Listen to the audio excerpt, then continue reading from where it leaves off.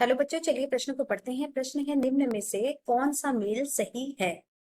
Hormone और उसके प्रभाव। आप देख सकते हैं बच्चों, ये वैकल्पिक प्रश्न है जिसमें से विकल्प ए में है ऑक्सीटोसिन हार्मोन और उसका प्रभाव दिया है दूध स्रावण हार्मोन। विकल्प बी है ग्लूकेगॉन, जिसका प्रभाव दिया है रक्त शर्करा स्तर को कम करता है।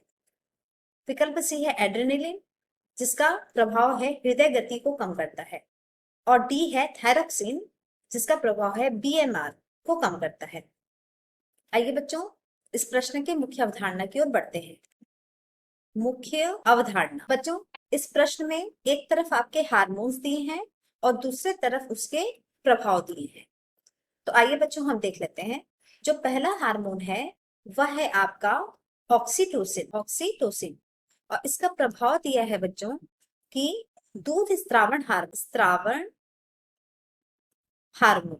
तो बच्चों, यह बात सत्य है, जो ऑक्सीटोसिन हार्मोन है वह दूध का स्रावण करने में बहुत मदद करता है। इसीलिए इस हार्मोन को हम लोग दूध स्रावण हार्मोन के नाम से भी जानते हैं। यानी कि यह जो मेल है वह बिल्कुल सही है। आइए बच्चों, हम विकल्प बी को देख लेते हैं। जो विकल्प बी है वह है आपका ग्लूकागॉन। तो ग्लूकागॉन का प्रभाव बच्चों दिया है कि रक्त शर्करा स्तर को कम करता है। तो बच्चों, ऐसा नहीं है, जो ग्लूकेगॉन होता है वह रक्त शर्करा स्तर को कम नहीं करता बल्कि बढ़ाता है। तो यानी कि यह मेल सही नहीं है। आइए बच्चों, हम विकल्प सी देख लेते हैं। विकल्प सी है एड्रेनलिन, जिसका प्रभाव दिया है कि हृदय गति को कम करता है। हृदय गति को कम करता है। तो ऐसा नहीं है बच्चों, जो एड्रेनलिन हार्मोन है वह हृदय गति को कम नहीं करता है बल्कि बढ़ाता है। यह भी मेल सही नहीं है। विकल्प डी है बच्चों थायरॉक्सिन, जिसका प्रभाव है बीएमआर को कम करता है। बीएमआर को कम करता है।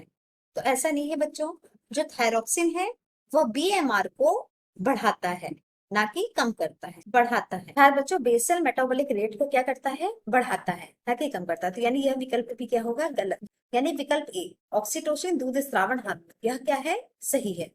तो यही हमारा सही मेल है, ए। आशा करते हैं बच्चों मुख्य अवधारणा के आधार पर प्रश्नों का उत्तर समझ आया होगा। धन्यवाद।